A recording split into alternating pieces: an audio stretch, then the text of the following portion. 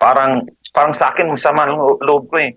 Ang sama-samang loob ko kasi isa ako sa sumusuporta, nakikipag-away pa ako para kay Bongbong tapos sobrang-sobrang nabudol. Iba kasi yung ano, iba kasi yung hindi intentional. Right now, I do not see him as I do not see him as parang worthy of my respect. In fact, I see him as is a an enemy of the people.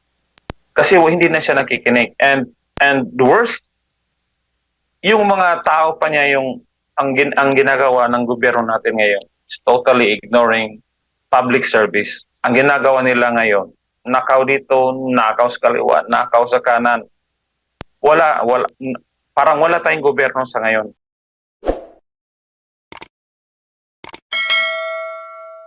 Sir, naalala ka namin nung eleksyon, talagang masigasig ka sa pagsusulat sa unit team. What happened, sir? At ano bang komento mo yun sa Marcos Jr. administration, especially itong issue sa drug use? Yes, during the election time, I was one of those who really believed that Marcos Jr. is for the people. He campaigned a lot. That sounds music to our ears.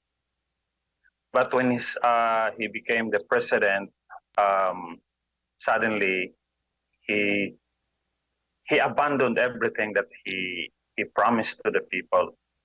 So right now, hindi na natin may isa-isa kung ilan bang issues na tinalikuran niya. And right now, yung drug use, yung issue niya. And you know, during the time of Duterte, the people supported Duterte because we hate drugs. The Filipino people hate drugs because drugs can destroy a country. And now we have a president that he himself has been accused and alleged na user siya. And he seems to be ignoring the clamor of the people. Sabi nga, wala siyang moral ascendancy until he convinced the people that he's not a drug user. Opo, pero sir, yung sa timing po ng yung mahigit 13 billion ngayon, bumaba yung volume, nasa 9 billion plus na lang yung drugs na recover recently sa isa pong checkpoint. Ano ang timing nun, sir, doon sa naging hamon ng taong bayan na drug test? I think the timing is really suspicious, and the news has a lot of red flags, and daming red flags. Hindi mabuo yung story.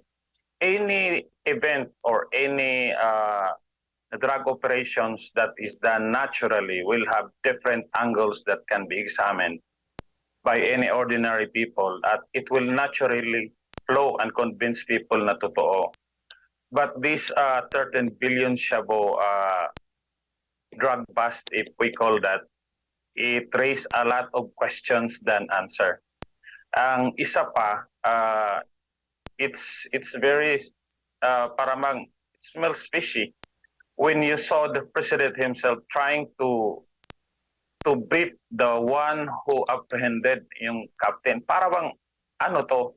And the video says for itself na something is really not not parang it's not falling into the right places.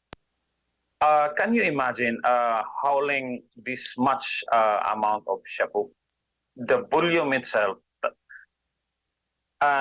we know that the value of shabu is basically parang gold yan. Pag kahit 1 kilo lang, if you let it if you allow it to be handled by criminals or the users, it will be treated like gold. Kasi nga user sila. Then ito, 13 billion, isa lang yung handler. It's very unbelievable. Kaya nga, yun ang pinag-usapan ngayon sa social media na para ang daming red flags. Tapos the timing is very suspicious.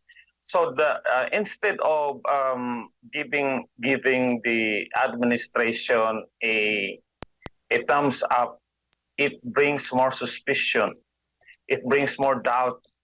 It brings more parang walang pagtitiwala ng tao sa administration because the event itself are suspicious and many people are believe that this is a stage or para kumbaga drama lang to shift the focus of the people from the real issue. Sir, sa inyo pong experience sa nakaraang administrasyon, meron po silang war against drugs and they're talking the language of those criminals. Gera nga eh. So ngayon sa Marcos administration, binanggit po mismo doon ni President Marcos Jr. na pwede naman palang ganito, makahuli tayo ng bilyon-bilyong pisong halaga ng illegal na droga na walang namatay, walang nagbuwis ng buhay, walang dumanak na dugo. What can you say about that, sir? Well, that's basically my point. It raised suspicion. Kasi nga, drugs yan, criminal activity yan. How come you get hold of that amount of illegal drugs with no resistance? Ano yan? If there's any the most dangerous kind of criminals, kung meron man, yun na ang mga drug dealer. They are armed to the teeth. They will fight for it because they know it's a very big business. Tapos, kaya mong kumuha ng 13 billion worth of it without resistance? Baka kinuha mo lang yun sa drawer tapos pinakita mo na, oh, ito, nakuha namin. And the fact that the person that was apprehended was not thoroughly given cross-examined or being fed to the media para sumagot ng mga kasagutan. Merong maraming red flags na bakit di mo ipa-interview ng todo-todo? Why not give the media the time to scrutinize to show that it was really a legitimate operation? So parang naging it backfired. I think as in my opinion, this is the basic example of how a government will try to lie, will try to manipulate opinion by staging an event. Although it's not proving it, but the more they will not answer the questions of the people, the more it will convince the Filipino people that they are just messing with the Filipino people. Pang nanluloko lang sila. Yun ang perception ng mga tao sa ngayon. Sir June, do you think yung pahayag na yun ni Presidente BBM na hindi naman pala kailangan ng dahas para laban ng illegal na droga is a direct swipe against former President Duterte na talagang binuhos yung lakas at pwersa ng pamahalaan para labanan po ang drug menace?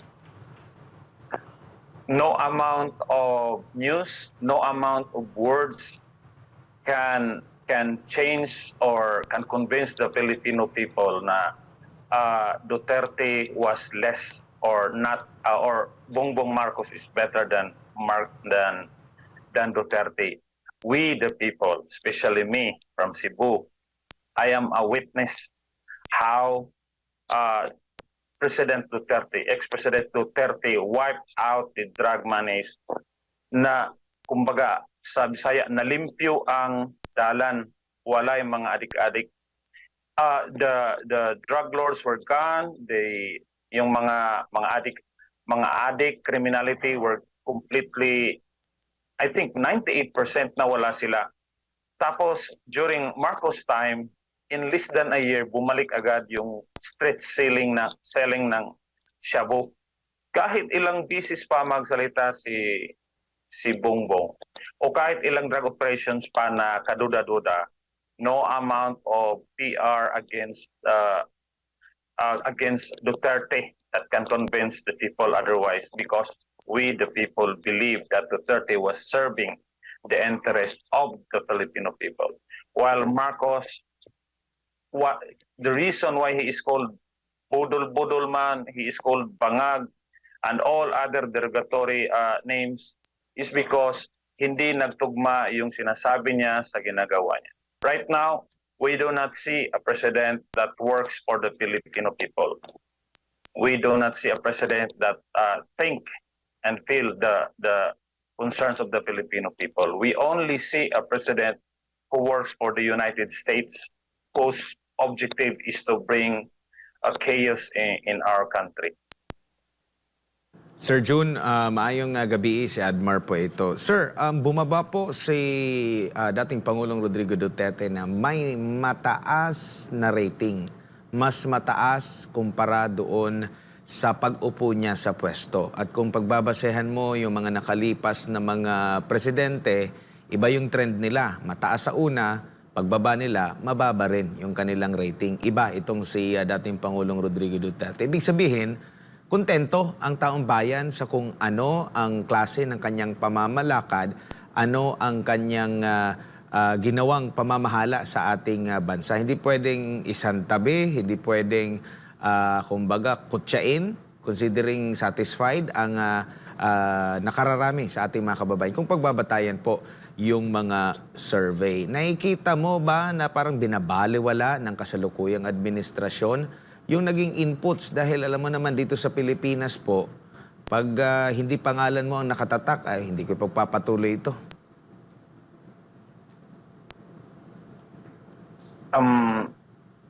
I think you're right. This administration is trying to discredit the legacy of Duterte, but then they must realize that the reason this administration is now sitting in Malacanang is because he mimicked or he adopted, or at least he deceived the people that he will continue the policy and the direction of the Duterte administration. Kumbaga, he wear the mask that that resembles the image of Duterte. That was the very reason that he became the president. But when they were able to sit in Malacanang and hold power, they remove all the pretensions and show the real faces. Sa ngayon, wala nang naniniwala kay sa presidente natin. I interview a lot of people, even in my office, sa mga kapitbahay ko. They no longer listen what the president says because they do not see a president per se. They see a liar, a budol-budol man, a person who is using Duterte just to grab the power. And right now, everybody, 95% in my sphere of sa nakikita ko, sabi nila, nagsisisi na ba lahat? Kung sa Bisaya pa, nagbasol na ba ang tanan? And it's what's really killing us is we still have 4 years to have this president who is not serving us. Kaya every time we speak of the legacy of this administration, wala na sa ordinaryong tao, wala na. We're just waiting for him to be gone. Kumbaga, accepted na ng mga tao na wala ka nang masasabi sa kanila. Hindi ito nakikinig eh. We understand that they don't have the heart for the people.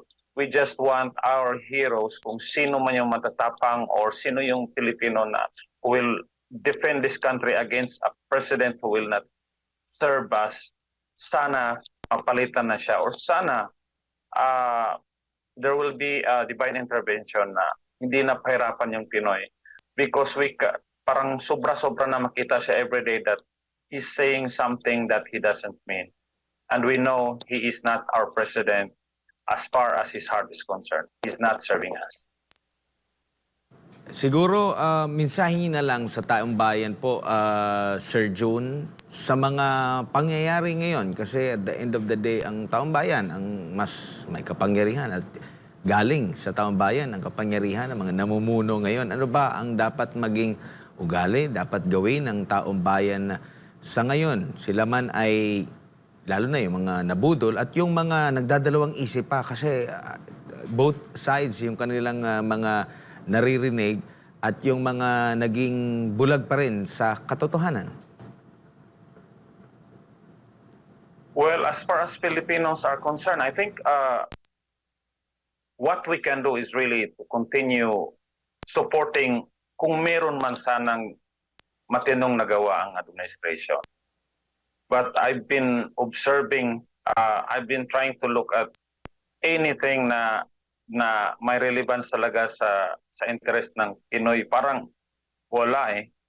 Kaya ang masabi ko, tiis na lang muna tayo, or if there's any way that we can support, or in my opinion, or removing him legally, I will support it. Kasi wala na ita, naubos na pasensya ng mga tao.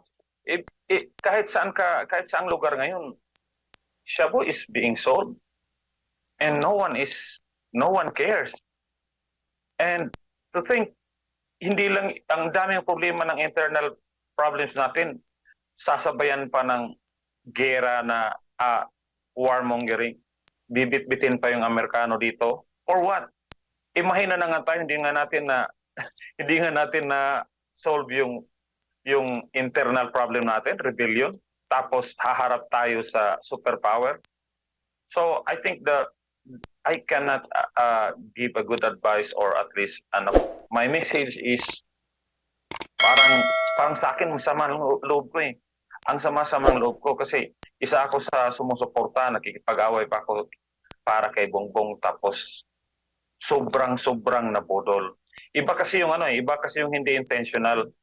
Right now, I do not see him as parang worthy of my respect. In fact, I see him as an enemy of the people. Kasi hindi na siya nakikinig. And the worst, yung mga tao pa niya ang ginagawa ng gobyerno natin ngayon is totally ignoring public service. Ang ginagawa nila ngayon, nakaw dito, nakaw sa kaliwa, nakaw sa kanan. Parang wala tayong gobyerno sa ngayon. Kaya nga, kung sinasabi na the power of the government is from the people, now, any president or any leader na hindi na mag-deserve, I think the people have the right to remove anyone who's not serving its interest. The Constitution may have mandated us that 6 years is 6 years, but at the end of the day, the will of the people is the supreme law. Kung totoong kung ang sentiment ng tao ang pagbibigyan, the president should step down or be removed. Or else, kung ano mang nagawa ng administration na to negatively to the Filipino people, baka abot tayo sa irreversible na stage. Kaya nga masamang-masama loob ko, because as an ordinary citizen, hanggang comment na lang tayo, hanggang sulat na lang tayo. But at the end of the day, we saw the government's resources being stolen every day, being squandered for things that are not really for the Filipino people. Government resources are being spent para sa ibang interest, and it's hurting us, especially those who supported Bongbong Marcos to become the president. I thought he was our president. Now he's not my president. He is somebody else puppet. He is somebody else lapdog. Opo. Sir, maraming salamat po sa inyong panahon, and we commiserate to your side tonight. And maraming salamat po.